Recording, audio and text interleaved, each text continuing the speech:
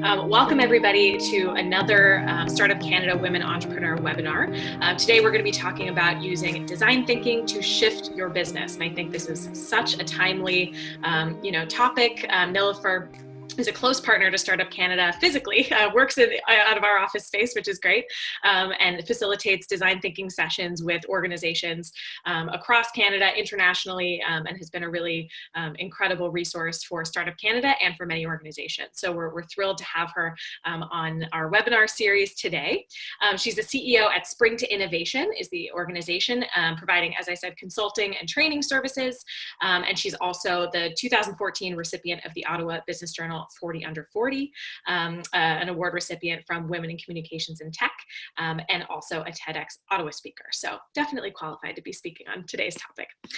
So for those of you who are familiar with the Women Entrepreneurs Program, welcome. For those who are not yet familiar with it, we've designed this program to really help women entrepreneurs start and scale their businesses.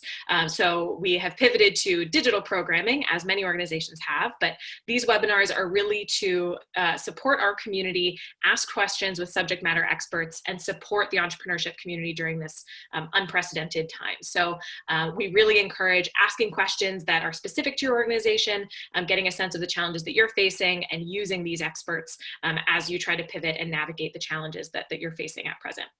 So I'll pass things over to Nilofer to explain a little bit about what we're going to talk about with design thinking and how to shift your business right now, and welcome any comments and questions throughout the session. So Nilofer, over to you.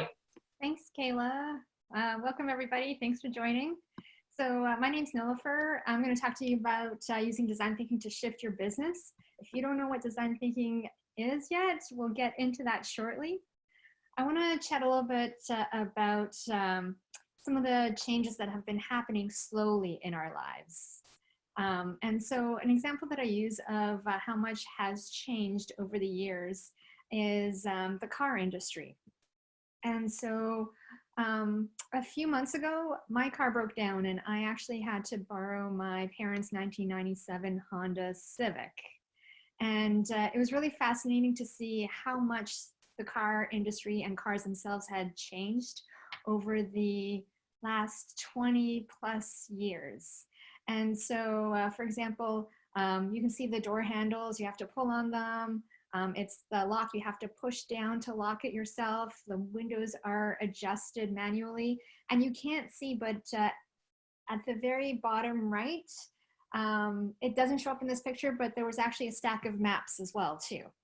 And so going from this to the vehicle that I ended up getting, where it tells me when to brake, it actually vibrates the steering wheel if I'm going out of my lane. It tells me when cars are in my blind spot.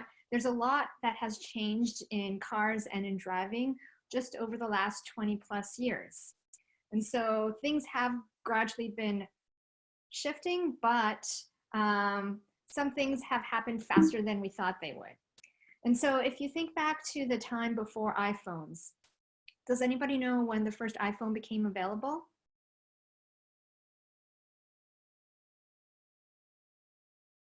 So if you're guessing 2007, oh, we got some guesses in here. Yeah, 2007 actually. Yeah, and so a long time ago, but not that long ago. Because if you think about it, can you imagine life before your cell phone, before having a smart device? I don't think I can. It's the first thing that I do when I wake up is pick up my device. And so as we're thinking about change and what's been happening, at least here in Canada over the last month, and for some people around the world a little bit sooner than us too, everything has changed. Everyone's world has changed. And so the question isn't, it's more of a question of how do I adapt to that change? And so how do I adjust? And then for those of us that have businesses, how do I capitalize in on this environment too? Because at the end of the day, this is also an opportunity for businesses to pivot and shift what they're doing so that they could be even more successful too. And in order to be able to figure out how to adjust and capitalize in this environment, we need to understand our clients and provide an advantage during this crisis and as we're emerging from it too. So it's really important that we understand our clients and especially in the new world. So rather than guessing what our clients want, we need to be able to reach out to them and understand them and ask them what they really want, and do it continuously, because so much change is happening. It seems like almost on a daily basis now. We don't know how long things are going to be lasting. We don't know what new shifts are going to be happening. And so you want to make sure that you're checking in with your end clients continuously as we're shifting. And then in the long term, still check in on them, but perhaps not as frequently. So then how about adapting and embracing the new reality that we have? So because things have shifted so fast, design thinking is more important than ever. Your clients have changed, so everything needs to be reevaluated. And in order to do that, you need to understand how your clients have changed and what they need you to change too. So in order to emerge from the current situation, we need to pull back and think about how have things changed, and get into the mindset of what we're going through can either be a threat or an opportunity. You also want to pull back and ask yourself, what are you doing to understand your client's new mindset? Because everyone's mindset has shifted. And then think about what we're doing right now as creating competitive advantages. What are you doing to outperform competitors during and after this change?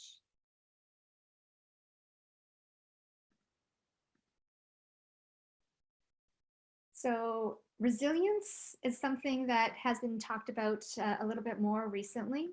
Resilience is facing adversity and being able to survive, and if not, come out even better. And so resilience is developed while overcoming adversity. So it's built as organizations pivot into new areas, adopt new ways of doing things, and keep moving forward. And we can do this through understanding when and where to pivot. Because for a lot of businesses right now, they've either shut down, reduced what they're doing, or have moved on to different platforms, serving potentially different markets or serving them in different ways. So they've done a lot of pivoting over a short period of time. And developing resilience is also through understanding what our end clients, what our customers are going through, their challenges, their values, their goals, and their fears, so that we can deliver to them what they want and what they need. And this applies whether we're talking about the private sector, small, medium, large businesses, or within the public sector as well too. So both private and public sector. Now, can I ask a question on that? So when we're looking at building resilience, it's in moments, I think, of crises like this that you're sort of hoping that you've built up resilience sort of incrementally to be able to respond to it now. For those that are having to build this immediately, do you have any tips on how to build resilience quickly? Yeah. I think it's all around understanding your end clients better and responding to their changes as quickly as possible. And it's the mindset component of it. It's not something that is a barrier. It's just extra information that you're getting from the market or from your customers that's telling you where you need to go next. And so a lot of it is about interpreting what the information you're getting back means. And so there's a comment in here too from someone saying, talking to them, asking how their priorities have changed, how their work practices have changed, what challenges are outstanding. Definitely. And so we'll chat a little bit more about resilience as we go through the slides as well too. There's a lot of examples of businesses that have shifted based on their clients' needs, and it's through understanding them. And so there's actually a restaurant nearby called Local Lansdowne, and I saw this actually on their Instagram feed. And so not only are they doing takeout meals, but they've actually converted their business, their restaurant, into a online store. And so if people are missing some basic necessities like coffee, tea, bread, clamato juice, toilet paper, they have actually put it on their menu, I guess now, so that they're thinking of themselves not just as a restaurant, but also as a convenience store where people can pick up stuff and they don't need to go in, and they're getting their basic needs met. And so I really like how this business has been, and others like it, have been reframing what their core business is. It's no longer a restaurant, it's takeout and virtual convenience store.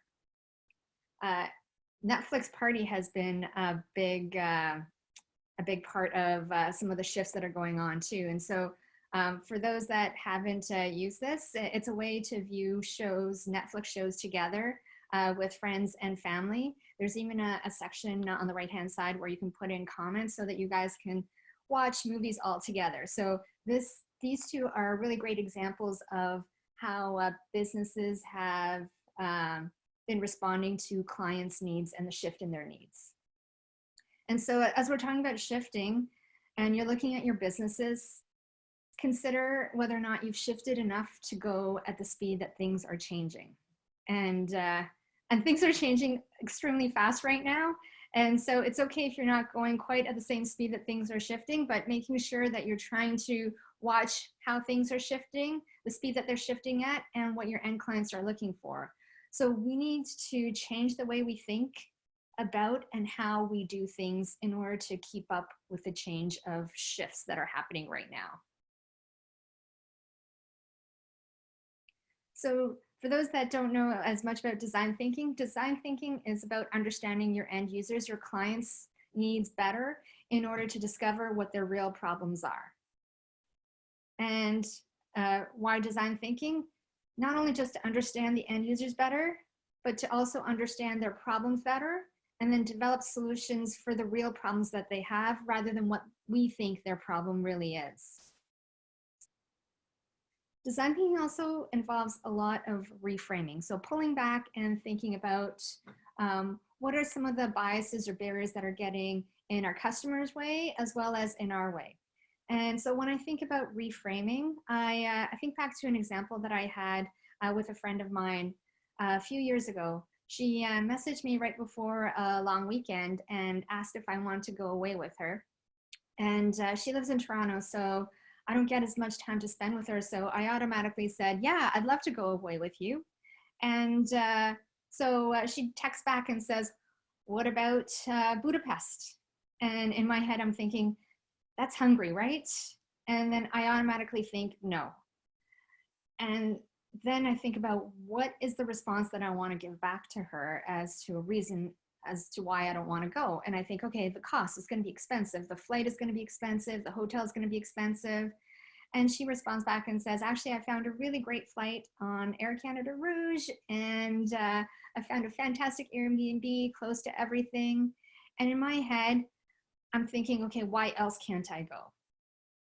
And it's something fun. It's something that I love to do. I love traveling. I love spending time with my girlfriend. And so I couldn't think of anything else. And so ultimately I said yes, but still went through it reluctantly. And it was only halfway through the trip that I realized that in my head, I had seen traveling to Europe as something that you would do that would take at least 10 days. And so I had a friend helping me reframe what my concept of traveling overseas was.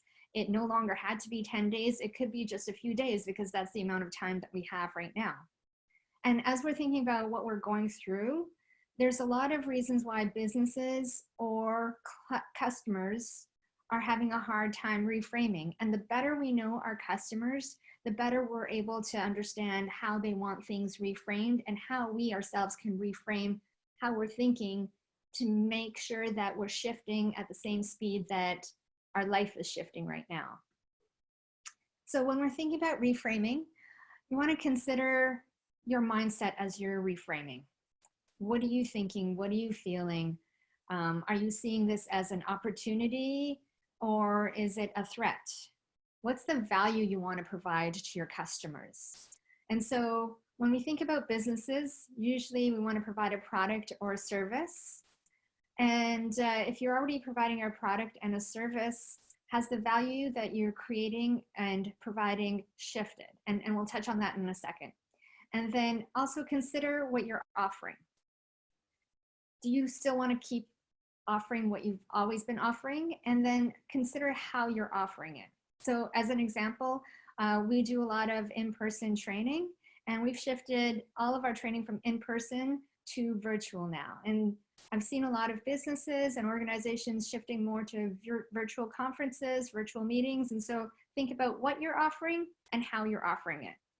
And then in order for you to reframe and to help your clients reframe, you want to make sure that you're ready to expand your framing and understand your clients better so that you can help them reframe to what you represent now. What's the value you're bringing?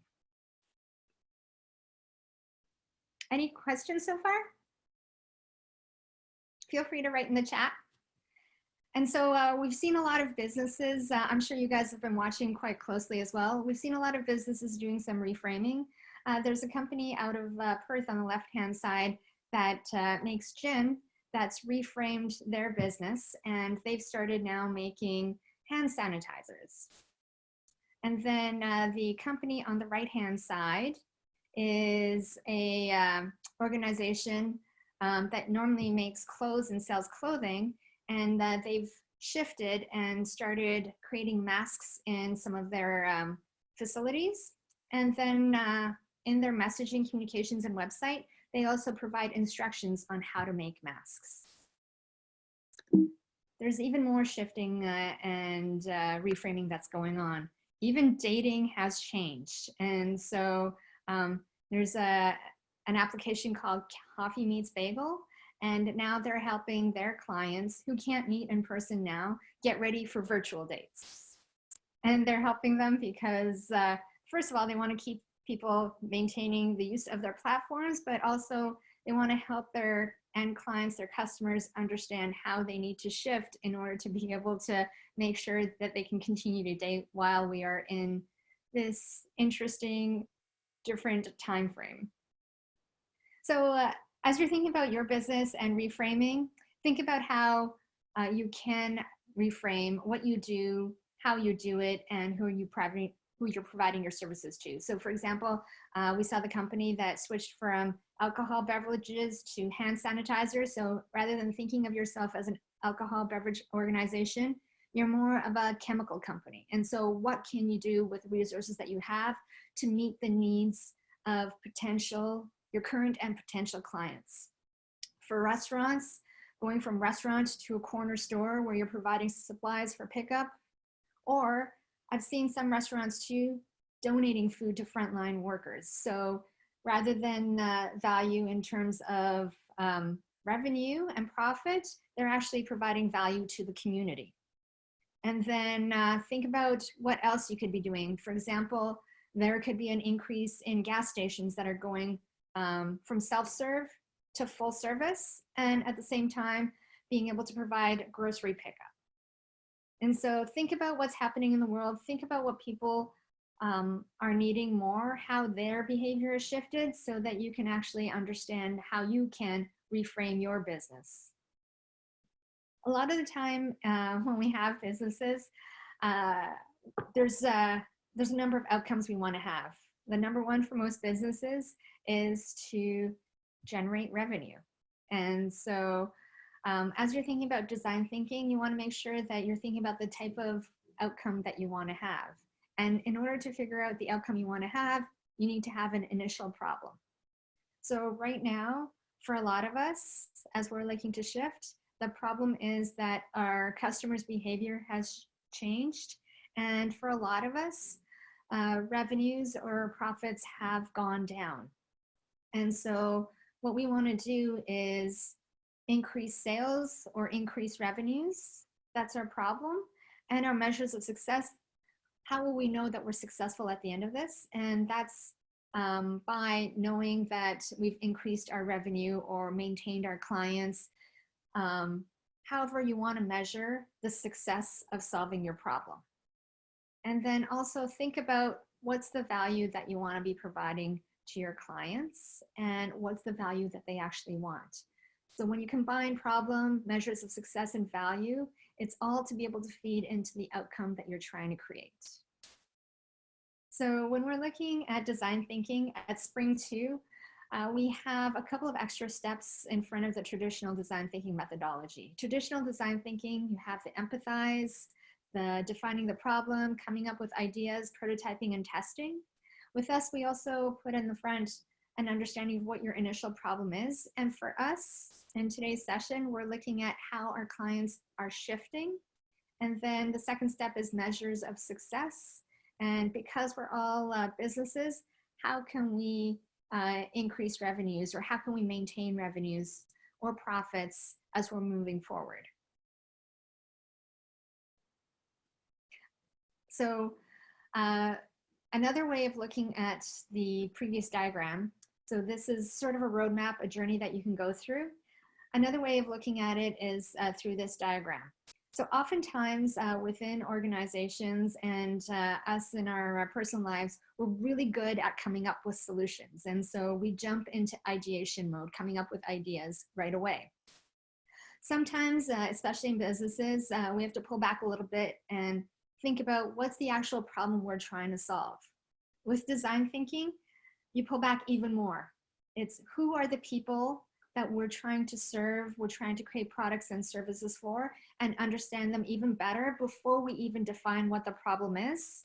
And then once we define what the real problem is that our end customers have, is what are the ideas that we can create, and then prototype, and then test it with our end clients. And design thinking is very iterative, like other methodologies like Agile or Lean. And so you have the option of going back to any part of the method or the process at any point. And so if after prototyping and testing, you find that you don't have enough information to be able to implement, you can go back to any point in the process and keep going and doing more iterative process. And so we describe design thinking as a systematic approach that's forcing us to think about the broader environment, the people that are involved and what their real problems are, to help us circumvent our natural tendencies to jump into solution mode. And so the main part that we're going to chat about today around how do you shift your business, especially as things are changing so rapidly, is the empathize component of it, is identifying who your current customers are. And then if you actually want to shift who your customers are, oops, sorry, let me just go back here. Identify who your customers are, and then who do you want them to be if you want to shift or pivot your model.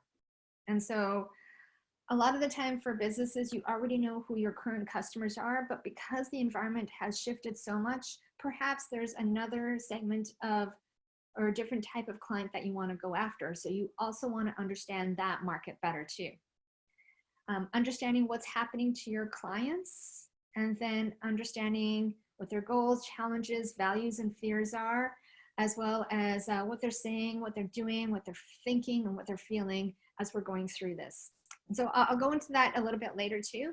And it's really important to understand that this also has an impact for B2B businesses as well. And so for a B2B business, you not only want to think about your clients, your customers, but also your customers' customers. Because if you're able to solve your customers' problems, then you're going to have a lot more stickiness and increase in revenue because you've been able to help your customers' customers. So I had a comment in here on the Q&A, whether we can post the roadmap slide again at the end. For sure. We will go back to that as we go through the slides. So what are some of the questions that you need to be asking to better understand your customers? First of all, who are your clients? Who are your customers? Or if you're looking to pivot, who do you want your customers to be? How has your customer's life changed? And what are their key challenges? And then third, what is driving your customer now? What do they want and what do they need? And when we're thinking about our customers, we normally group them into something called groups, categories, or personas based on how they behave.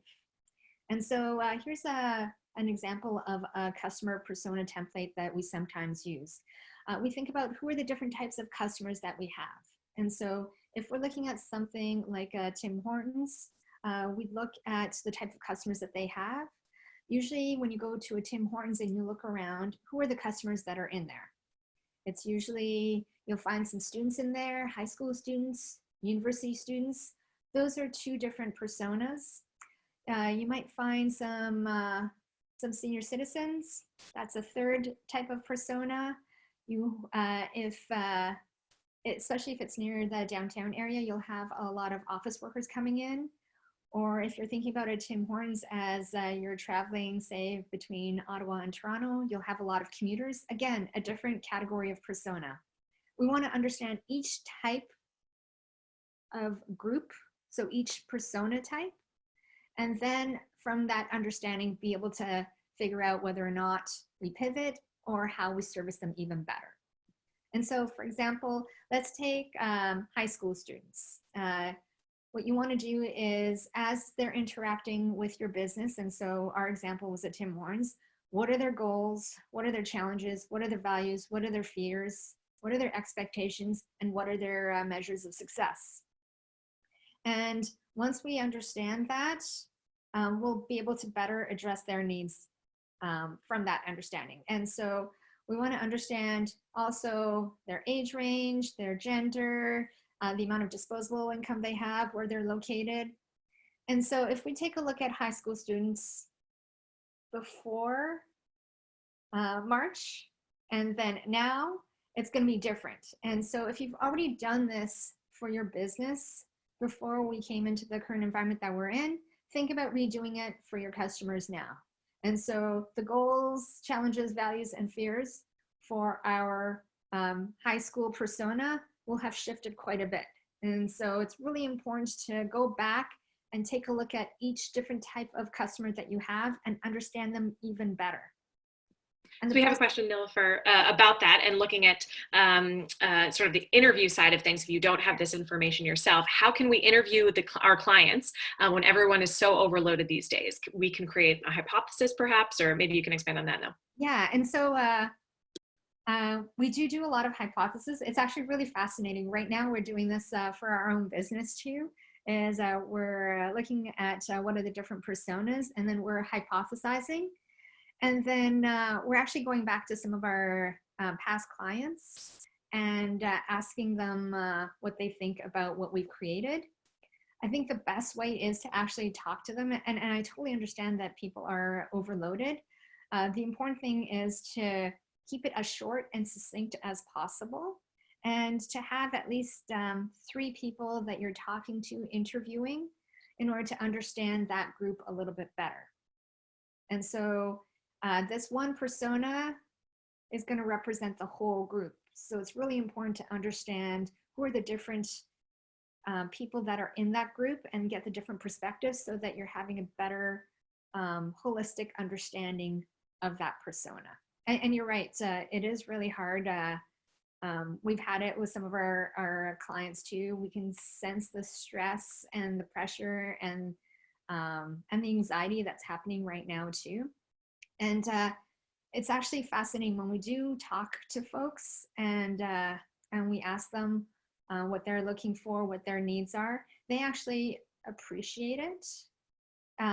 It's not that we're checking in on them, but that's an aspect of it. But we're also wanting to know what their needs are, what their current goals are. And so I think they really like having the ability to have someone listen to them and to work on providing a solution to their needs. I hope that helps. We've been able to do a lot of different personas, as well as empathy maps, which we'll touch on in a second. But it doesn't have to be very slick. It could be super quick and dirty. And so here's an example of 2 personas that we've done with a client. This is more in a procurement IT environment, but as you can see, for personas, we got the group to create a drawing of what their persona would look like, some of the demographics for them, their goals, challenges, values, fears. And as you can see, it doesn't have to be super detailed, and there doesn't have to be that much, and it doesn't have to take that much time. But when you stop and think about how values, goals, fears, and challenges have shifted, it's gonna create a movement in your mind frame as well in terms of understanding how you can better address your end clients, your customers' needs. So I'm seeing a lot of this, especially on social media. Businesses are understanding the shift that clients have right now. So for example, the left-hand side is an ad for Body Shop. And so they're focusing a lot on hand washing. On the right-hand side, it was an ad for Cineplex stores. And so because people can't go to movies anymore, and they've always had the digital purchasing capability, they've started Twitter watch along, so that if you can't go to a movie theater with your friends, you can both download the digital copy and start watching it together, or start watching it with a group of people too that you might not necessarily know. And these are both created from better understanding their end clients. Sometimes we can do it right away, and so Body Shop, hand washing makes sense. What are some of the other businesses that you guys have, and how can we understand what your end clients want a little bit better? And so the other empathy technique that I love and I find has the most impact on businesses is empathy map. That sometimes we call this an unarticulated needs map, but it's not only what are your clients and your customers saying and doing, but what are they thinking and what are they feeling? And it's the thinking and feeling component that is going to lead to what are their unarticulated needs. Oftentimes with surveys or even just interviews, we don't think to ask them what our customers are thinking and what they're feeling. And so if we stopped and asked them, they actually provide you a lot of really useful information that's going to help you get to the core, the root cause of the problem itself. And so I can bet that for most of you guys, if you were to do this with your end clients and you looked at what are they thinking and what are they feeling, I can probably bet 90% of them are feeling fear. And so what you want to do is understand what is that fear, what's behind that fear, so that you can figure out how you can help them not just overcome it, but understand it so that you're in a better position to be able to empathize with them and work with them going forward to resolve their challenges. I know for me, I find that there's so many different ways my behavior has shifted, and I'm not necessarily saying it. I am doing things differently, but it's coming out of what I'm thinking and what I'm feeling. And so for grocery shopping, I'm no longer going into stores, I'm getting it delivered.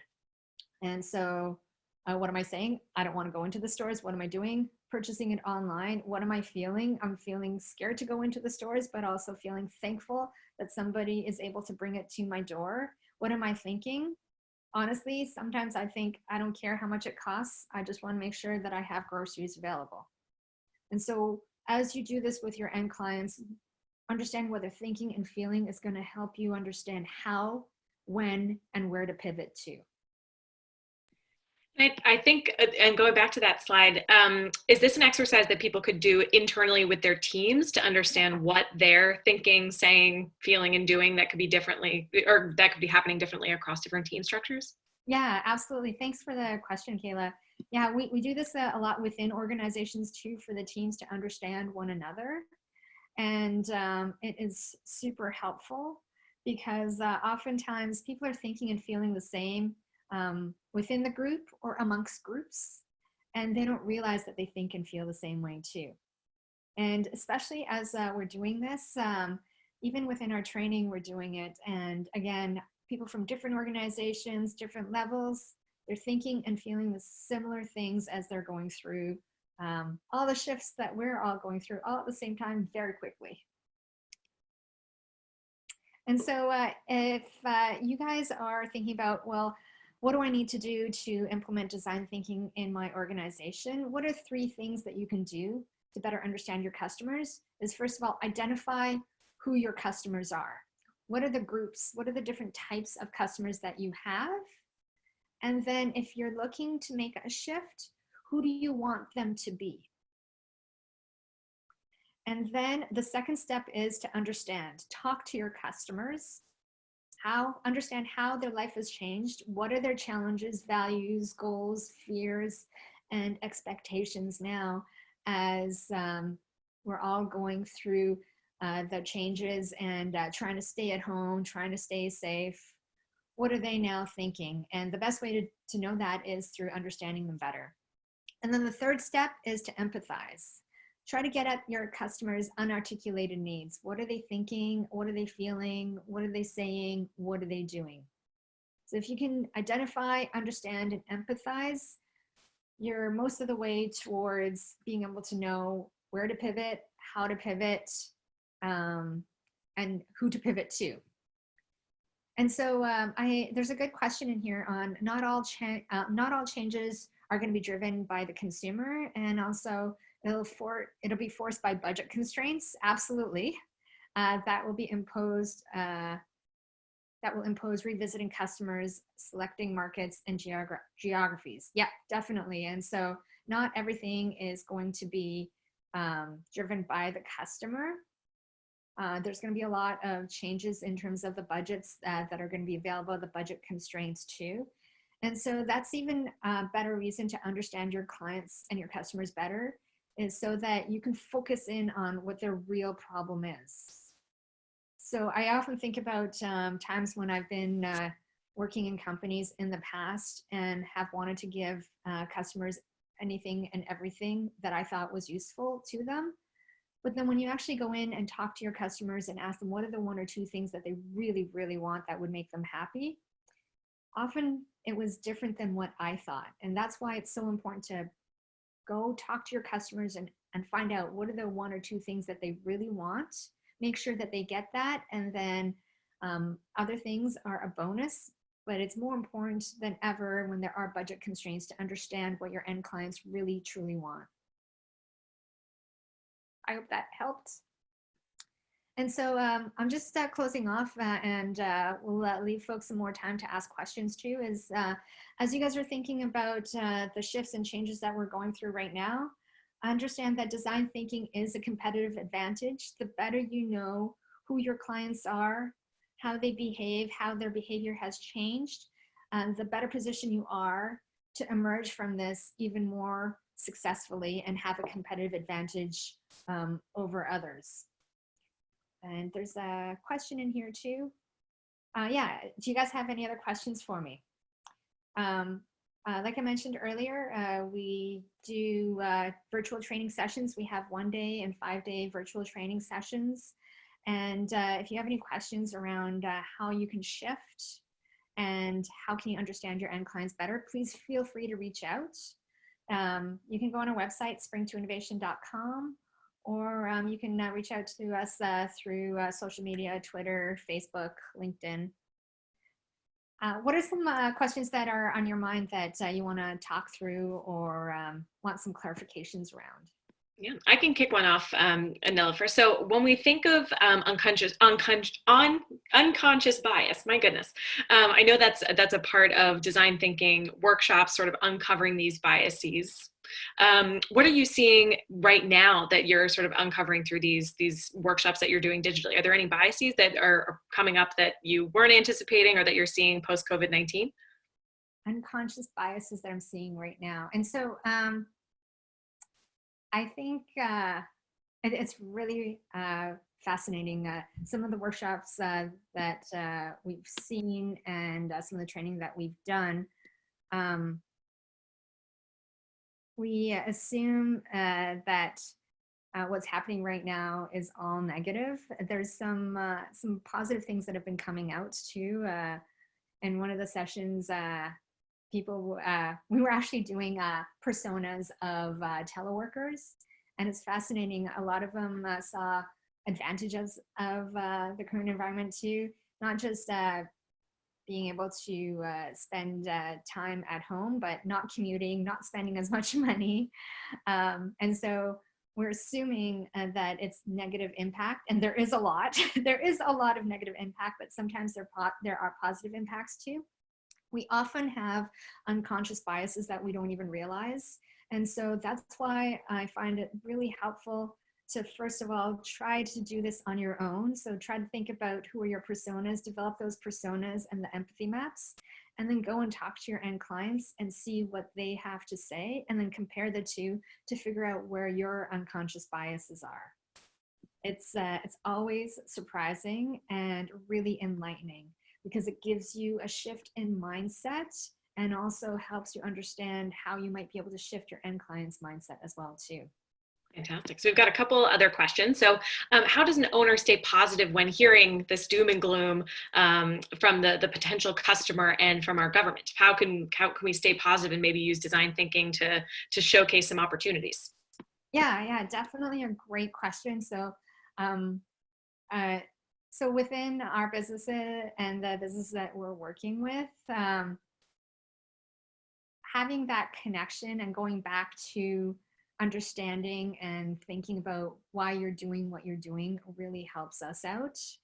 And so for us, we want to make sure that people have the tools in order to be able to navigate this shift. And although we've lost a number of clients, we're also gaining clients. And so taking a look at what are the opportunities that are out there, pulling back and thinking about, okay, how can I shift my perspective to make sure that I'm addressing new needs, new demands, and helping out as many people as we can. The other thing that is really helpful is actually talking with the people in your support system too. And so for us, we have a really great team, and our clients have been really helpful too. As we see them coming together, it helps energize us as well. And so, for example, we did a session last week. Oh no, actually it was earlier this week. Time's flying by. And we had a group, we started out our session about half an hour earlier, and for half an hour, people were just chit-chatting amongst themselves. And so having an environment that people can get together and do the regular chit-chat stuff that they might have done at work, in the office, around the office cooler, really helps people stay positive and remember why they're doing what they're doing. And so you go back to what's the output, what's the outcome that I want to have, what am I trying to create? And we all do what we do because we're passionate about it. And so going back to why you started this and how you can go back to understanding and remembering what that passion was about. Great. So we have another question about the value of your services. So would the value of your services be affected by going virtually? Maybe you can talk about that. Mm-hmm. Yeah, and so it also goes back to the perceived value, not just the value itself, but the perceived value. And so when you are looking at your end clients, understanding what do they now value. And so if I think to when I was grocery shopping before all of this happened, I valued variety, I valued price. And so getting products that are fresher at a good price was really important to me. Now what I value is making sure that I have food and the type of food that I'm looking for, in particular healthy food, and that it's not going to endanger my family. And so I now value cleanliness of stores, the procedures and policies that people have as they're handling my food and then dropping it off and delivering it. And so values can shift, and it's understanding how they've shifted and how you can make sure that you're providing the services that are going to help you maintain that perception of value that you're providing. That's a great answer. Yeah. And then more on the practical side of things. So is there a preferred virtual classroom that you would recommend? How are you engaging with people digitally, maybe outside of Zoom? You know, we're using Zoom today, but what platforms are you bringing your clients together on? So we are using Zoom for our virtual training. It's interesting depending on the type of client our end users have for Zoom too. So fortunately, we've been able to do virtual training before all of this started, and so we've had a lot of practice on Zoom. But some features and functionalities might not work the way that you want them to work based on the type of clients that your end users have are using it on. And then sometimes also people's network connections aren't the best. And so our preference right now is still Zoom. I know some of our clients have moved over to Microsoft 365 Teams. And I know for my kids at home, they're using Google Classrooms. And so some people are also using Google Hangouts. I think it all depends on who you're reaching and what their technological capabilities are. Our recommendation is as simple as possible. And so that depends on who your end clients are and what they allow. We have a lot of government clients, and so they're moving a lot more to Microsoft 365 Teams. And so we just go to where our clients are. Fantastic. So if there are no other questions from the audience, then maybe we can wrap things up. Thank you so much, Nilofer, for sharing these insights around design thinking. I think this topic is so important and very encouraging, especially for the entrepreneurship community, and having a framework and having some prompts to start thinking through these exercises, I think is really helpful. So thank you for taking the time. Thanks, everybody. Have a great day. Yeah, thank you.